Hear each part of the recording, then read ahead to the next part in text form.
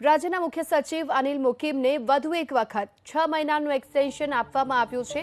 28 ફેબ્રુઆરીએ તેમનો કાર્યકાળ પૂર્ણ થતો હતો, જો કે આ તેમને એક્સટેન્શન અપાયું છે, પરંતુ હવે એક્સટેન્શનની જે મુદત 28 ફેબ્રુઆરીના પૂર્ણ થતા ફરી એક વખત 6 મહિના માટે એક્સટેન્શન આપવામાં આવ્યું। અનિલ મુકીમ 1985ની બેચના આઈએએસ અધિકારી છે અને આ સાથે ફાઇનાન્સ, રેવન્યુ, આરોગ્ય અને સામાજિક કલ્યાણ જેવા મહત્વના ખાતામાં તેઓ કામ કરવાનો અનુભવ પણ ધરાવે છે।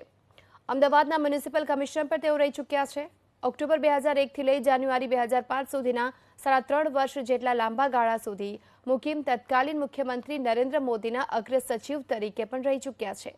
જો કે અગાઉ અનિલ મુકીમે કોરોના સમયે કરેલી યોગ્ય કામગીરી બદલ ગુજરાત સરકારે તેમને 6 માસનું વધુ એક્સટેન્શન મળે તે માટે કેન્દ્ર સરકારને રજૂઆત કરી હતી અને હવે તેમને 6 મહિનાનું એક્સટેન્શન આપવામાં આવ્યું છે।